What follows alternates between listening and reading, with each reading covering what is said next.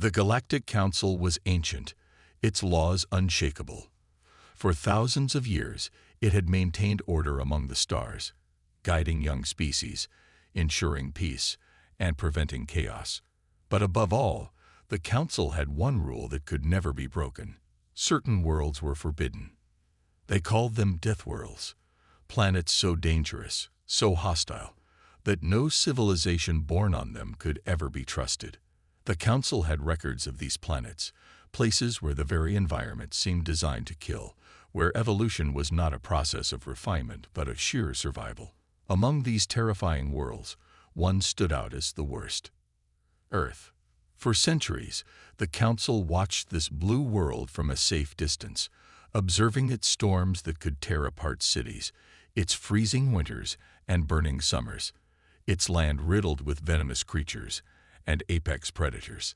Even worse were the life forms that called themselves humans, a species that did not just survive but thrived in these conditions. Humans did not have the natural weapons of a predator. No claws, no fangs, no thick hide to protect them. They were fragile compared to other sentient beings, their bodies weak and inefficient, and yet, somehow, they had become the dominant force on their world. They did not just endure hardships, they conquered them. Plagues that wiped out millions only made them advance in medicine.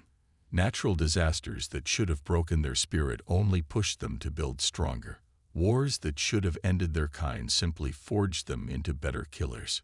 Humans had a strange ability that the Council could never understand. They adapted. And that made them the most dangerous species the galaxy had ever seen. For centuries, the Council had comforted itself with one undeniable fact: humanity was trapped. Their primitive rockets could barely take them beyond their own moon. Their warring nations were too divided to unite under a single banner. Their planet, while their greatest strength, was also their prison. And so, the Council watched from the shadows, secure in the knowledge that humanity would never escape. Then, the impossible happened. A single transmission reached the outer listening posts, one that sent waves of panic through the highest ranks of the Council.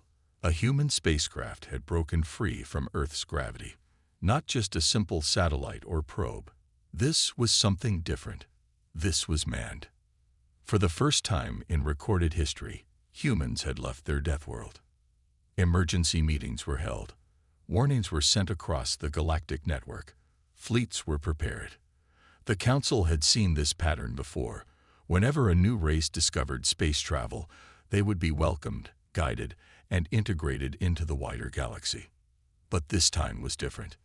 Humans could not be allowed to roam free among the stars. They were too unpredictable, too relentless. The Council had kept Earth hidden from the rest of the galaxy for a reason. If other species learned of them, if they allied with them, the balance of power would shift forever. A decision was made. A fleet was dispatched, ordered to intercept the human craft before it could travel any further. They would stop them before their kind spread, before their influence corrupted the rest of the galaxy. But deep in the hearts of the Council's oldest members, a terrible fear took root. Had they already waited too long? The Vorakian Sentinel fleet emerged from hyperspace in perfect formation, their dark warships surrounding the human vessel like hunters cornering prey. Energy weapons hummed to life, targeting systems locked on, and encrypted transmissions were exchanged between the alien commanders. Their orders were clear: halt the human ship, disable it if necessary, and ensure that no more of its kind reached the stars. Admiral Xal Vorin, a veteran of countless encounters with young civilizations, studied the screen before him. He had seen many species take their first steps into space, most of them naive and eager to join the Galactic Council's guidance. They were always hesitant, nervous, overwhelmed by the vastness of the universe. But this was different. The human vessel did not slow. It did not attempt to flee. It advanced. Xal Vorin narrowed his 6 eyes, mandibles clicking in unease. The ship was primitive by galactic standards, its hull lacking the smooth, polished design of spacefaring nations. It carried no energy shields, no visible weaponry, no sophisticated warp drive. And yet, it moved with purpose, as if its pilot was entirely unafraid. The Admiral activated his comms, his voice cold and commanding. "Unknown vessel, this is Admiral Vorin of the Vorakian Sentinel Fleet, acting under the authority of the Galactic Council. You have violated restricted space. Power down your engines and prepare to be escorted back to your homeworld." Silence. A second passed, then another. The Admiral's mandibles twitched in irritation. He had expected confusion, maybe even pleading. Most species, when confronted by a force like his, complied immediately. Then, at last, the response came. A transmission crackled through the speakers, distorted by old radio technology. A single voice, deep and calm, cut through the silence. "This is Captain Elias Vance of the UHS Dauntless." There was a slight pause, as if the human was considering his words. Then he spoke again, his tone carrying something Vorin couldn't quite place. "Nice fleet you've got there. Planning to use it." The bridge of the Vorakian command ship fell into stunned silence. Vorin's lower arms curled into fists. Did this human not understand the situation? "This is not a negotiation," he growled. "Your species is not authorized for interstellar travel. You will stand down, or we will be forced to." Vance's voice cut through again, this time with something unmistakable. Amusement. "You know," he said, "for a group of aliens terrified of us leaving our planet, you sure took your time showing up." Vorin's spine stiffened. The words were spoken casually, but the underlying meaning was clear. The humans had known. Maybe not everything. Maybe not the full extent of the Council's efforts to keep them contained, but they had suspected. And yet, despite that knowledge, despite the unspoken threat looming over them, they had still chosen to leave. They had still chosen to step into the unknown. The Admiral's temper flared. He gestured to his weapons officer. "Disable their ship." A pulse of blue energy erupted from one of the Vorakian warships, slamming into the Dauntless. The human vessel lurched, but to Vorin's shock, it did not break apart. There was no breach, no explosion. The ship held. What? The Admiral's mind raced. That blast should have crippled them. The energy weapons of the Vorakian fleet were designed to subdue rogue ships without outright destroying them. No unshielded vessel should have been able to withstand. Laughter. The human was laughing. The transmission flickered again, and Vance's voice returned, laced with something unmistakable. Amusement. Was that supposed to scare us? Vorin felt a slow, creeping unease settle over him. His crew shifted uncomfortably, their earlier confidence wavering. This was not how first encounters were supposed to go. The script was wrong. Then, before the Admiral could react, the Dauntless moved. With a sudden burst of acceleration, the human ship charged, not away, not in retreat, straight toward the Vorakian fleet.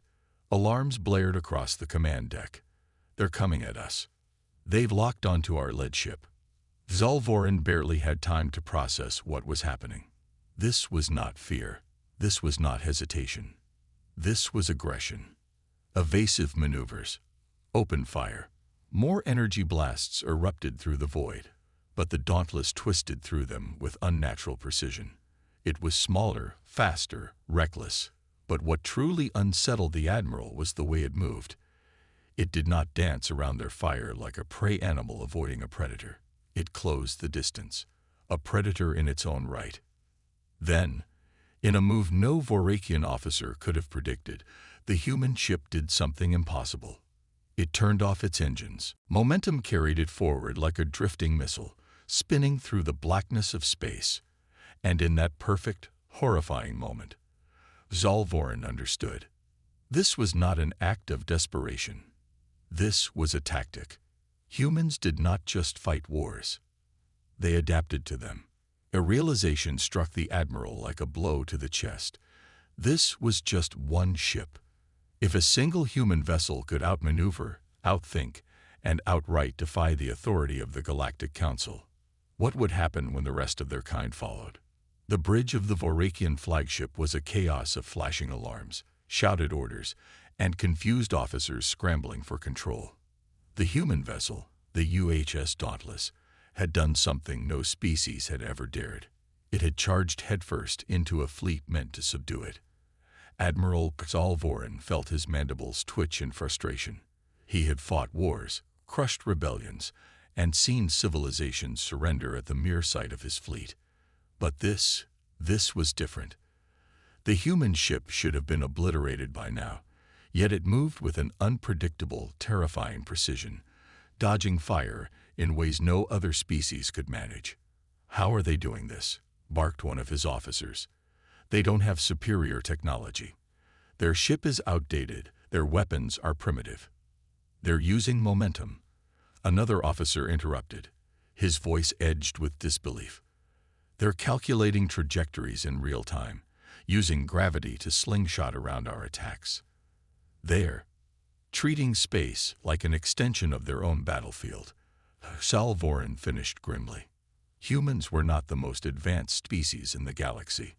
They had no natural armor, no telepathic abilities, no genetic enhancements. What they did have was something far more dangerous. They learned. On Earth, they had survived in environments where no other sentient race would have lasted a day. They had fought wars so brutal that the Council had labeled their history as excessively violent. And now, as Zalvorin watched them fight in space, he realized a horrifying truth. They were built for this. The Dauntless suddenly twisted, using its own controlled explosion to propel it in an unpredictable arc. One moment it was in their firing zone, then it was gone, disappearing below their formation, its thrusters burning bright as it reversed course mid-flight. "Impossible," one of the Vorakian navigators whispered. "Their bodies shouldn't be able to handle that level of G-force." Zalvorin had no response. The human ship should have been torn apart, its crew reduced to pulp from the sheer pressure of the maneuver. Instead, it turned the battlefield against them. A transmission flickered through once more, the voice of Captain Elias Vance, filled with something that chilled the Vorakian crew to their core. Excitement. "You guys are really bad at this," the human captain chuckled. "You ever actually been in a dogfight, or are you used to scaring people into surrender?"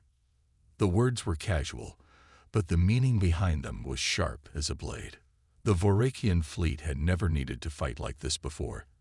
Their enemies usually surrendered the moment they realized they were outgunned. Humans didn't surrender. "Enough of this," Zalvorin growled, rising to his full height.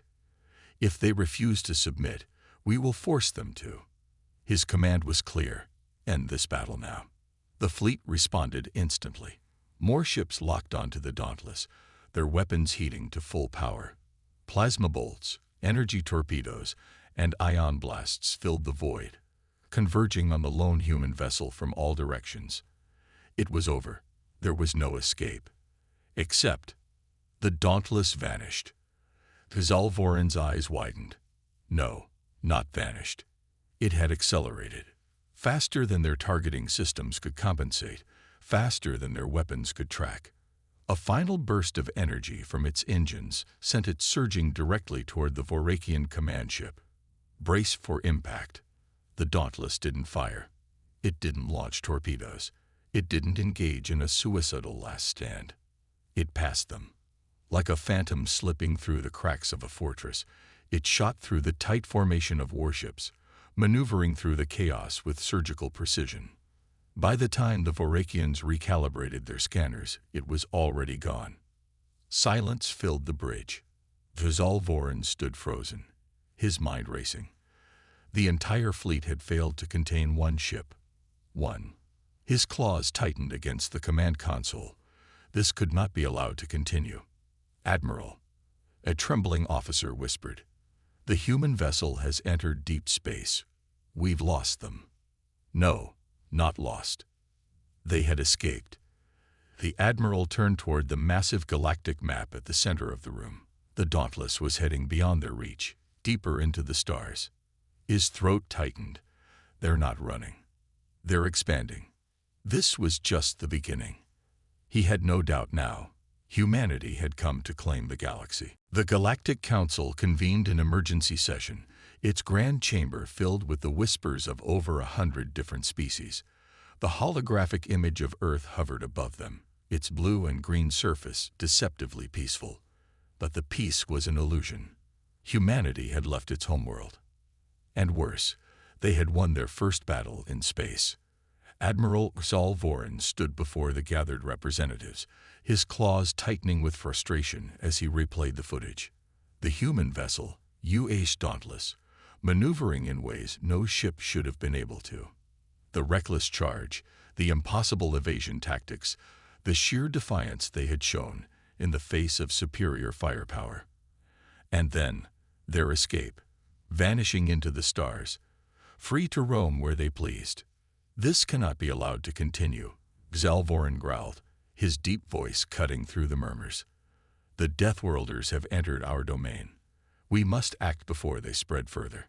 A low, rumbling voice responded from across the chamber. You would have us declare war on a species that has barely set foot in space. The speaker was High Chancellor Vereen of the Zolkai Dominion, her insectoid features unreadable. They have done nothing to threaten us. They seek only to explore. Explore? Zal Voren scoffed. They were not exploring. They engaged my fleet in combat. They did not hesitate, they did not cower, and they did not surrender. They are warriors by nature. If we wait, they will grow stronger, and then... Then what? Another voice, this time from an elder of the Tivari Union. The bird-like creature tilted its head. Will they seek conquest, or is that merely your assumption? Zal Voren's mandibles twitched. The problem was that he didn't know. Humanity was unpredictable. They had evolved on a world that was constantly trying to kill them, which had forced them to become something entirely unique among intelligent species. Where others sought stability, humans thrived in adversity. They did not simply endure hardships. They conquered them. Another voice, older and filled with quiet fear, spoke up. We have seen this pattern before. All eyes turned toward Elder Magistrate Zarnath of the Kiveri Dominion, one of the longest-standing members of the Council.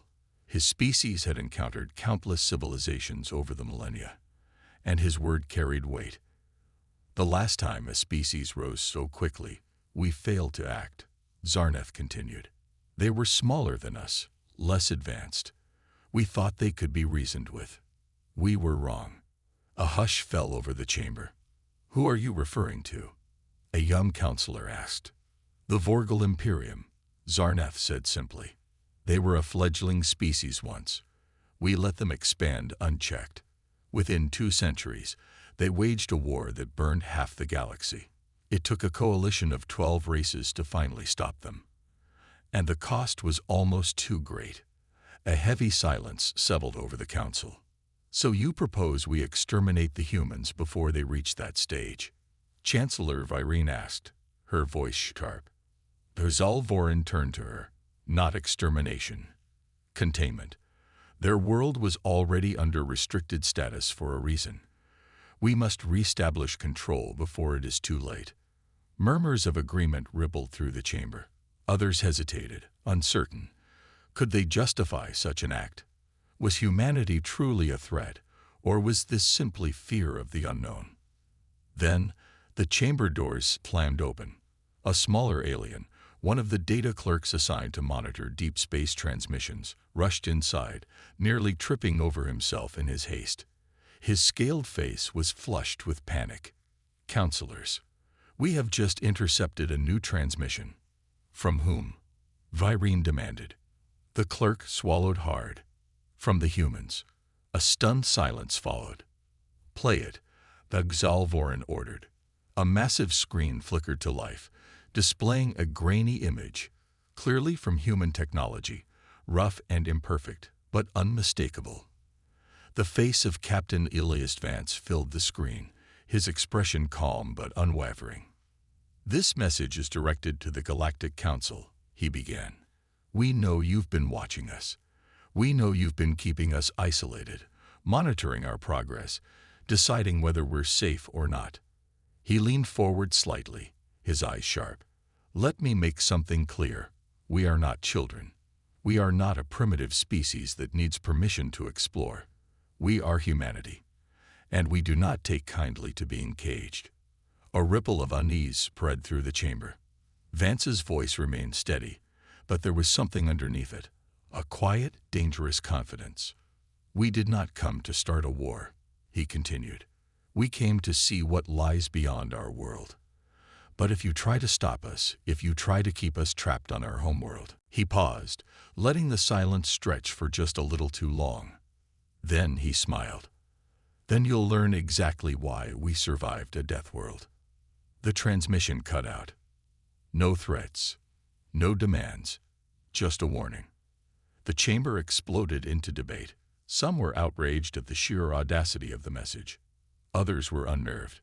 But one thing was clear: humanity was no longer sitting idly by. Zalvorin clenched his fists. This was not a peaceful race. This was not a species content to follow the Council's rules. They had already tasted freedom, and they were never going back. Admiral Zalvorin stood at the observation deck of the Vorakian command station, gazing out into the vastness of space. The glow of distant stars reflected off the polished metal, casting eerie shadows across the chamber.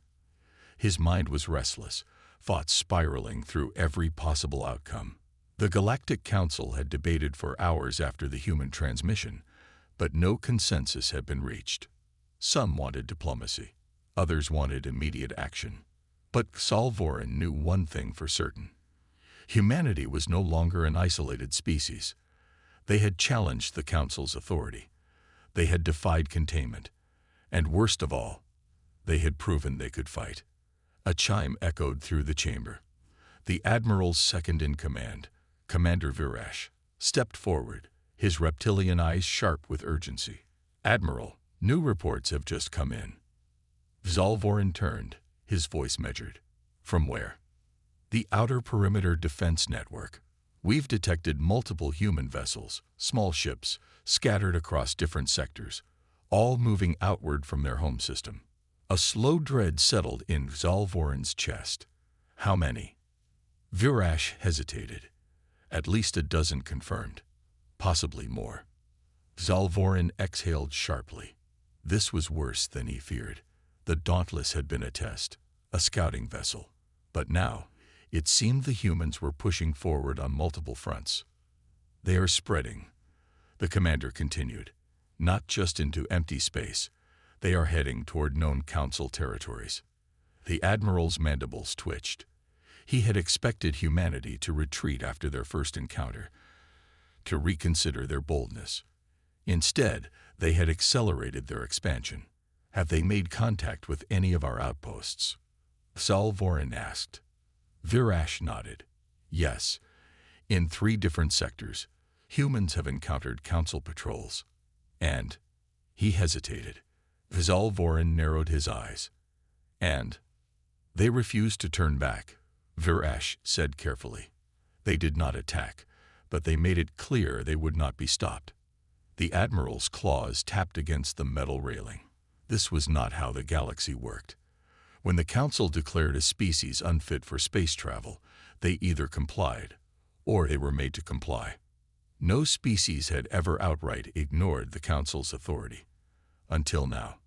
A new transmission alert flashed across the display panel. "Another message from the humans?" Zalvorin asked. "No," Virash said grimly. "This one is from the Wyvern Trade Guild. Their outer colony world, Cora 7, is under attack." Zalvorin's breath hitched. "By the humans?" Virash shook his head. "No, by the Drask marauders." The Admiral's shoulders relaxed slightly. The Drask were a known problem. A race of nomadic raiders that targeted isolated colonies. "Send reinforcements. The Council." "That's not the issue," Virash interrupted. He tapped on the display, bringing up live footage. "Look." Zalvorin's eyes widened. The screen showed a battle raging over Cora 7's atmosphere. Drask raiding ships swarmed like locusts, firing upon civilian transports and defense stations. But what caught his attention wasn't the marauders. It was the human ships. They weren't just present. They were fighting. "This can't be right," Vzalvorin murmured. "Humans have no formal alliances outside their own world." And yet, Viresh said, voice unreadable, "They are here." The footage showed a squadron of human fighters diving through the chaos, weaving through enemy fire with terrifying precision. Their ships lacked advanced shielding, but they moved in coordinated strikes, disabling Drask vessels one by one. The camera feed cut to the ground, where human troops, armored but distinct from any known military, were evacuating civilians, setting up defensive positions, and engaging Drask raiders in direct combat. Vzalvorin watched in silence as the battle unfolded. The Drask were losing. Humanity wasn't just expanding. They weren't just exploring. They were inserting themselves into the galaxy's conflicts. For the first time in centuries, an unrecognized independent force was interfering in council matters. The transmission shifted to a human broadcast. A female officer stood among the ruins of a destroyed Drask war machine, her uniform marked only with a simple insignia: a blue and green planet, Earth. Her voice was calm, but her words were unmistakable. "This is Commander Julia Reyes of the Terran Expeditionary Forces. The people of Cora 7 are safe. The raiders have been neutralized." She looked directly at the camera. "Humanity will not stand by while innocent worlds burn." The screen went black. Vzalvorin exhaled slowly. He had feared war, feared human expansion, feared their defiance. But this was something else.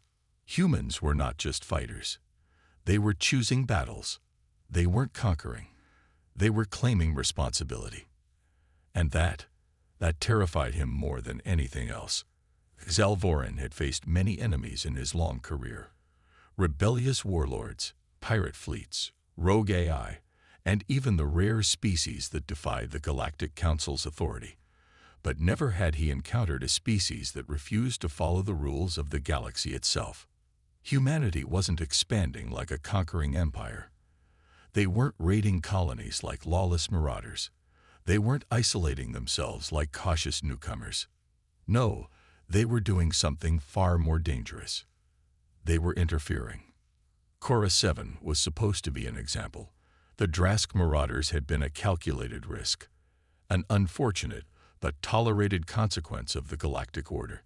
The Council maintained peace through stability, and sometimes that meant letting the strong prey on the weak. It was simply the way things had always been. But humans had seen that injustice and decided to stop it. Without permission, without diplomacy, without waiting for the Council to decide if it was acceptable or not.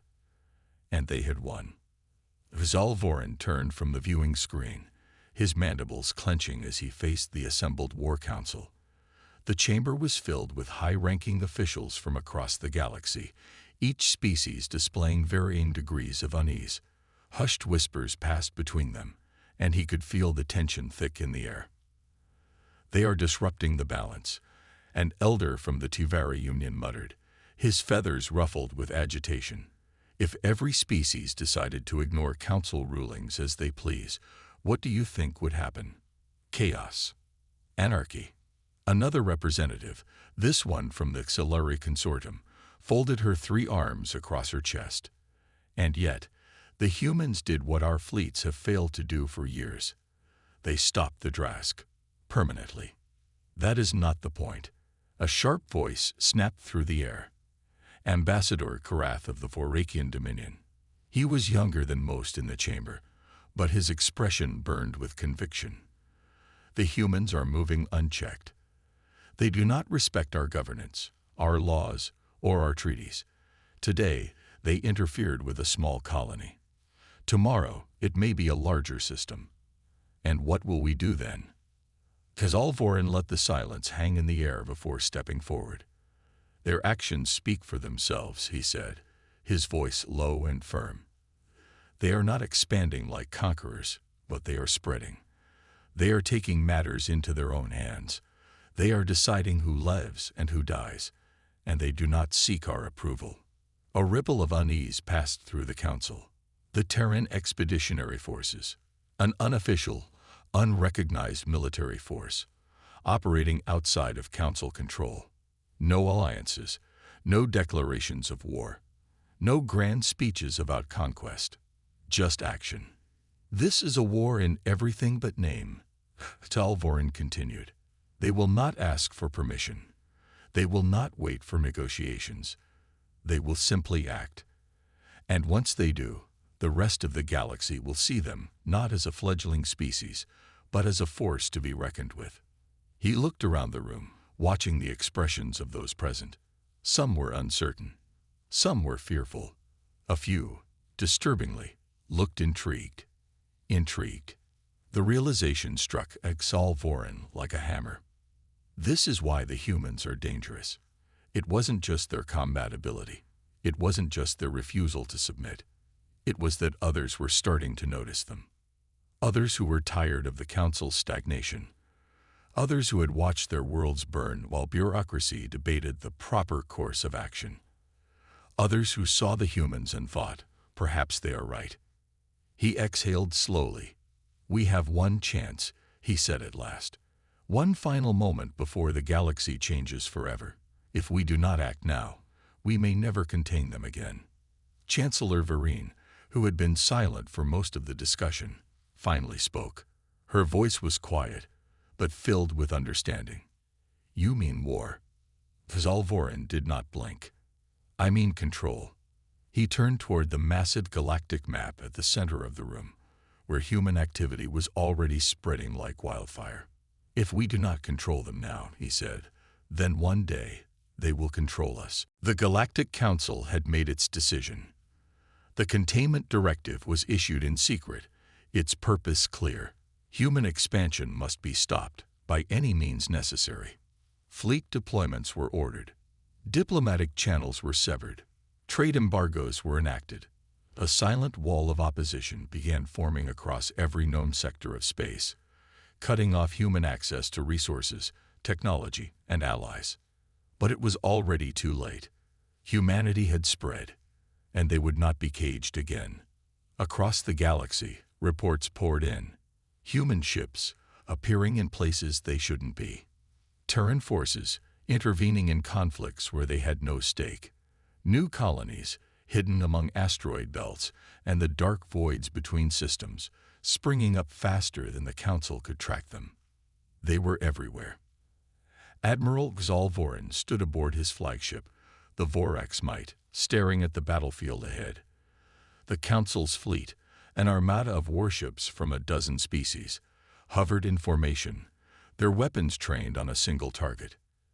The UHS Resolute. It was one human warship, one. And yet, it refused to surrender. The human captain's voice crackled through the communication line. This is Captain Darius Cole of the Terran Expeditionary Forces. You are in violation of free space. Stand down or be engaged. Zalvorin's mandibles tightened. You are outnumbered, Captain. There is no victory here. There was a pause. Then the human laughed. Outnumbered? Maybe, Cole said. But outmatched? I don't think so. The transmission ended. Then the human ship moved. It should have been impossible. A single vessel should not have been able to charge into an entire fleet and survive. But the humans did not fight like other species. They did not retreat. They did not play by the rules of war. They fought like apex predators. The Resolute twisted through space in ways that defied logic, using speed and aggression where others would have relied on shields and strategy. It closed distance faster than any war doctrine accounted for, dodging weapons fire with precision so tight that the Council's ships nearly struck each other in the chaos. Then the first explosion bloomed across the void. Not from the humans, but from the Council fleet. Friendly fire. In their desperation to stop a single human ship, they had made mistakes. Their formations were broken. Their battle plan was unraveling. Then the second human ship appeared. Then a third. Then 20. A hidden fleet. waiting, watching, baiting the council into overcommitting. Zalvorin's blood ran cold. They planned this. The council fleet was now in disarray. Then the real battle began. Humanity did not fight wars of attrition. They fought with ruthlessness. Every ship, every soldier, every missile was used with terrifying efficiency. They did not seek control. They did not seek negotiation. They sought victory. One by one, council ships were disabled, overwhelmed, or forced into retreat. The perfect, calculated containment strategy had been broken in less than an hour. Zalvorin watched as the Resolute flew past his command bridge, its hull battered but intact. It had survived. It had won. Humanity had won. And the galaxy would never be the same. The Admiral turned away from the wreckage, his mind filled with a grim realization. They were never afraid of us. We were afraid of them. And now, the fear had become reality.